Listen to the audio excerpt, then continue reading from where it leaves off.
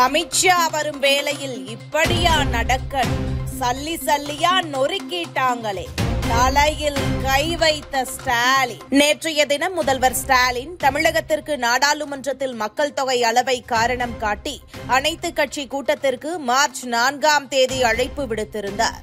அதாவது தமிழகத்திற்கு தொகுதிகள் எண்ணிக்கையை மத்திய அரசு குறைக்க இருப்பதாகவும் குறிப்பிட்டார். இந்த சூழலில்தான் முதல்வர் பேசிய அடுத்த நொடியே திமுகவை சேர்ந்த சிலர், ஐயோ பார்த்தீர்களா, தமிழ்நாட்டை மத்திய அரசு வஞ்சிக்க போகிறதே என்றெல்லாம் வீடியோ போட தொடங்கினர். மேலும் தீவிரமாக திமுகவினர் இந்த விஷயத்தை கையில் எடுக்க தொடங்கினர். இந்த விஷயத்தை மையமாக கொண்டு 2026 தேர்தலை திமுக சந்திக்க வியூகம் வகுக்கப்பட்டிருந்ததா? ஒன்று, தமிழ்நாட்டிற்கு எதிராக பாஜக இருக்கிறது என்று பாஜக மீது மீண்டும் பழியை தூக்கி போடுவது. இரண்டாவது, பாஜகவிடம் எந்த கட்சிகளும் கூட்டணி சேர்ந்தால் அவர்களும் தமிழ்நாட்டின் நலனுக்கு எதிரானவர்கள் என்றெல்லாம் முத்திரை குத்த அசைன்மெண்ட் போடப்பட்டிருந்ததா? விஷயம் பூதாகரமாக மாற்றவும் அவ்வாறு விஷயம் பெரிதானதும் தென் மாநில முதல்வர்களை சந்திக்க ஸ்டாலின் செல்லும் பயணம் வரை திட்டமிடப்பட்டு திமுக காய் நகர்த்தி இருக்கிறது. இந்த நிலையில்தான் நேற்று கோவையில் செய்தியாளர்களை சந்தித்த அண்ணாமலை ஒரே சந்திப்பின் மூலம் திமுகவின் திட்டத்தை தவிடுபொடியாக்கிவிட்டார். அதில் முதல்வர் ஸ்டாலினிடம் மத்திய அரசு தொகுதிகளை குறைக்க இருப்பதாக யார் சொன்னது? எதன் அடிப்படையில் இவ்வாறு பேசுகிறார்கள்? காங்கிரஸ் கொண்டு வந்த தொகுதி மறுசீரமைப்பு திட்டத்தை ஒத்திவைத்ததே வாஜ்பேயி தலைமையிலான பாஜக தான். பிறகு நாங்கள் எப்படி அவ்வாறு செய்வோம்? இது ஸ்டாலினுக்கு உகந்தது அல்ல என எளிதாக மக்களுக்கு புரியும்படி அனைத்தையும் கூறிவிட்டார்.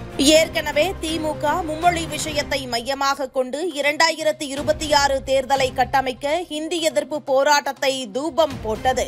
ஆனால் தனியார் பள்ளியில் பணம் கட்டி படிக்கலாம், ஆனால் அரசு பள்ளி மாணவர்கள் படிக்க கூடாதா? திமுகவினர் படிக்கலாம், சாமானிய மக்களின் குழந்தைகள் படிக்க கூடாதா என அண்ணாமலை கேட்டதும் திமுகவிற்கு எதிராக மக்கள் எண்ணம் மாறியது. இந்த சூழலில்தான் அமித்ஷா தமிழகம் வரும் வேளையில் நாடாளுமன்ற விஷயம் குறித்து பேசினால் அது பெரிய அளவில் தாக்கத்தை உண்டாக்கும் என திமுக நினைத்திருந்த நிலையில் அதனையும் உடைத்தெறிந்திருக்கிறார் அண்ணாமலை. இதனால் என்ன செய்வது என தெரியாமல் தலையில் கை வைத்து அதிர்ந்து போயிருக்கிறதா அறிவாலயம். முதலமைச்சர் அவர்கள் தன்னுடைய முகநூலில் பதிவு போட்டிருக்காங்க. மார்ச் முதல் வாரத்தில் எல்லா கட்சியும் கூட முதலமைச்சர் அவர்கள் தலைமையில் அனைத்து கட்சி கூட்டத்தை கூப்பிட்டுருக்காங்க. எதுக்குன்னா, இந்த டீலிமிட்டேஷன், பாராளுமன்றத்தினுடைய சட்டமன்றத்தினுடைய தொகுதிகள் மறுசீரமைப்பு வரும் பொழுது அதனால் தமிழகத்திற்கு பாதிப்பு ஏற்படுத்தும் யாரோ முதலமைச்சருக்கு சொன்னாங்களாமா, யாருன்னு எனக்கு தெரியாது. யாரோ முதலமைச்சர் டெல்லியிலேருந்து சொன்னாங்களாமா, 800 சில்லற சீட்டு தான் எக்ஸ்பேண்ட் பண்ண போகிறோம். இன்றைக்கி இருக்கக்கூடிய 543 லோக்சபா அது 800 சில்லற சீட்டாக அதிகமாகும். அதில் தமிழ்நாட்டுக்கு நியாயமாக 22 சீட்டு வரணும், ஆனால் 10 தான் வரும்னு யாரோ முதலமைச்சருக்கு சொன்னாங்களாமா. அது யாருன்னு எனக்கு தெரியாது. அந்த மனுஷன் யாருன்னு நான் கண்டுபிடிக்க முயற்சி பண்ணிக்கிட்டு இருக்கேன். செகண்டு, மத்திய அரசு எங்கேயும் கூட தொகுதி மறுசீரமைப்புன்னு எங்கேயுமே சொல்லலை. அதற்கு ஃபஸ்ட்டு சென்சஸ் நடத்தணும், மக்கள் தொகை எடுக்கணும். மக்கள் தொகை மட்டுமே மறுசீரமைப்புக்கு பயன்படுத்துவோமா அப்படின்னு தெரியாது, பயன்படுத்த போவது கிடையாது. இதை ஒரே நிமிஷம் இந்த பத்திரிகையாளர் சந்திப்பில் இருக்கிறனால ஒரு சின்ன வீடியோவை மட்டும் நான் ப்ளே பண்ணுறேன். முதலமைச்சர் உண்மையாலுமே என்னை பொறுத்தவரை எப்படி அமெரிக்கா ஜனாதிபதி அடிக்கடி ஒரு டாக்டரை கூப்பிட்டு மென்டல் ஸ்டேட்டை செக் பண்ணுவாங்க. அமெரிக்க ஜனாதிபதி பார்த்திங்கன்னா ஒரு ஆண்டில் ஒரு முறை மென்டல் ஸ்டேட்டை செக் பண்ணுவாங்க. நான் தவறாக சொல்ல முதலமைச்சரை பற்றி.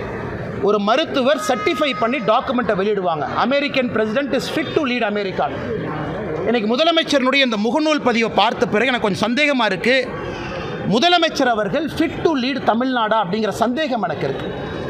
யாரும் சொல்லாதப்ப, அதை பற்றி யாரும் பேசாதப்ப, அதை பற்றி யாரும் கருத்து சொல்லாதப்ப எதற்காக அனைத்து கட்சி கூட்டத்தை கூப்பிடணும்?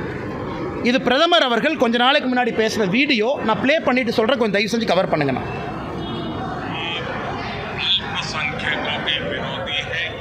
சரி, நான் வீடியோ உங்களுக்கு ஷேர் பண்ணிடுறேண்ணா.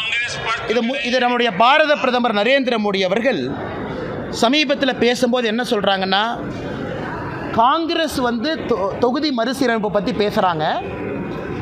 அந்த மாடலில் மறுசீரமைச்சா தென்னிந்தியாவில் இருக்கக்கூடிய மாநிலத்திற்கு குறைந்தபட்சம் 100 சீட்டு காணாமல் போயிடும். அதை நான் ஏற்கவில்லை. இது பிரதமர் பேசுகிறார். நரேந்திர மோடி அவர்கள் ஆந்திரா தெலங்கானாவில் பேசும்போது சொல்கிறாங்க, அந்த வீடியோவை நான் ஷேர் பண்ணுறேன். காங்கிரஸ் மாடல் ஆஃப் டீலிமிட்டேஷனில் 100 சீட்டு தென் மாநிலங்களுக்கு காணாமல் போயிடும், அதை நான் ஏற்றுக்கொள்ள மாட்டேன். எதற்காக காங்கிரஸ் புரளி பரப்புகிறாங்க? இது லோக்சபா எலெக்ஷன் அப்போ எதற்காக காங்கிரஸ் கட்சி புரளி பரப்பணும்? இது பிரதமர் அவர்கள் அதிகாரப்பூர்வமாக சொல்லியிருக்கக்கூடிய கருத்து. அப்படி இருக்கும் பொழுது பிரதமர் அவர்களோ பாரதிய ஜனதா கட்சியோ என்டியோ அல்லது பாராளுமன்றத்தில் நம்முடைய பாராளுமன்ற விவகாரத்துறை அமைச்சரோ யாருமே தொகுதி மறுசீரமைப்பு பற்றி பேசலை. எதற்காக முதலமைச்சர் அந்த கபட நாடகத்தை அரங்கேற்றணும்? எதற்குனா அவர்கள் 3 மொழி கொள்கையிலே தோற்றுவிட்டார்கள். இப்போ மடை மாற்றணும். தமிழ்நாட்டில் பொதுமக்கள் யாருமே சப்போர்ட் பண்ணல டிஎம்கேக்கு. ஒரு 4 பேர் மட்டும் பெயிண்ட் டப்பாவை தூக்கிட்டு அங்கங்கே சுற்றிட்டு இருக்கிறாங்க. அதுலேயும் சங்கரன் கோயிலில் காமெடி என்னென்னா, அந்த பெயிண்ட் அடிக்க போனவங்களுக்கு ஹிந்தியும் இங்கிலீஷும் தெரியல, அவன் போய் இங்கிலீஷை பெயிண்ட் அடிக்கிறான். அதனால தான் டிஎம்கே தொண்டர்களை சொல்கிறேன், தயவு செஞ்சு கொஞ்சம் ஸ்கூலுக்கு போய் படிச்சுட்டு வாங்க. இன்னொரு டிஎம்கே தொண்டர் சொல்கிறாரு, அண்ணா இங்கிலீஷ் மேலே இருக்குன்னே இது, ஆனால் ஹிந்தி மேலே இருக்குன்னே இது இங்கிலீஷ்னு. அதுக்கப்புறம் இங்கிலீஷை பெயிண்ட் அடிச்சுட்டு ஹிந்தி பெயிண்ட் அடிக்கிறாங்க. இதுதான் இன்றைக்கி டிஎம்கேல இந்த பெயிண்ட் டப்பாவை தூக்கக்கூடிய தொண்டர்களுடைய நிலைமை தான். இதையெல்லாம் பார்த்துட்டு முதலமைச்சர் முடிவு பண்ணிட்டார், ஓ இந்த 3 மொழி பிரச்சனை நம்ம பேசினா மக்கள் வீட்டுக்கு அனுப்பிடுவாங்க, இது அப்படியே மடை மாற்றி சம்பந்தமே இல்லாமல் தொகுதி மறுசீரமைப்பு பற்றி பேசலாம். அதனால் இதை நான் வன்மையாக கண்டிக்கிறேன். இதுபோன்ற முக்கிய நிகழ்வுகள், அரசியல் தகவல்களை ஆழமாக மாறுபட்ட கோணத்திலும் அறிந்து கொள்ள மறக்காமல் உங்கள் TNS24 டிஜிட்டல் பக்கத்தை பின்பற்றிக் கொள்ள